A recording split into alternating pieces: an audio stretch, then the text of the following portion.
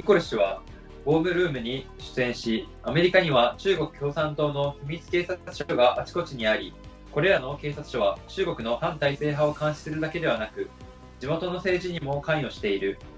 プラズ・ミッシェルの事件にももっと注意を払うべきだ。なぜなら、これは郭文貴氏の個人の自由についてではなく、中国共産党による米国の司法制度の武器化についての問題であるからだと語りました。詳しくは VTR をご覧ください。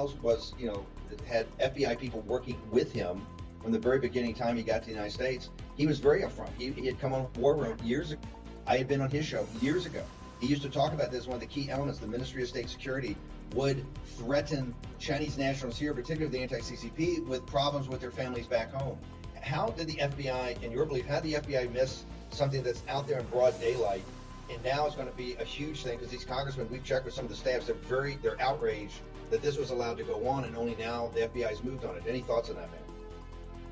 Yeah, it's very disturbing because as Chinese American who have been living in this country for over 20 years, I have seen very similar CCP police station or CCP front organization across the United States of America, and ranging from the East Coast to West Coast, or from LA to San Francisco to Chicago to Houston, and all over the places. And why they're only making arrests in New York City? And so this is deeply troubling because the Chinese American people are the biggest victim of the CCP's police station, and that's why the people who are living in this country, I have a lot of Chinese American friends, they are afraid of speaking truth to power. They are afraid of coming to the camera and to expose the CCP's illegal activities because they've been held as hostage, by the CCP's secret police station on the U.S. soil. And usually, the Chinese American people have their loved ones back in China, and the CCP police station will start making harassment against their loved ones back in China. But the most important thing, these illegal CCP's front organization or United Front organization, they do not just spy on the Chinese dissidents. They're getting involved into the local politics. Remember Eric Swalwell, his campaign was helped by Fan Fan, who is a CCP spy. And also the CCP police station in New York, they put together fundraising activities for the local politicians. And we heard from the news, Chuck Schumer and Mayor Eric Adams returned the money they got from the CCP police station's operative. They returned the money. And so there's so many things that we need to, I like to, demand more actions.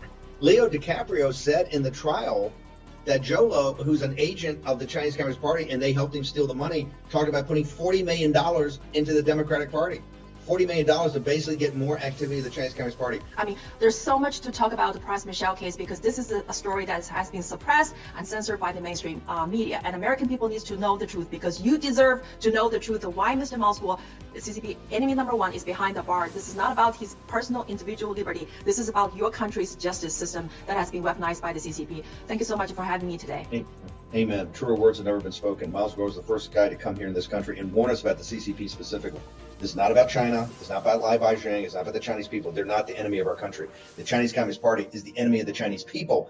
And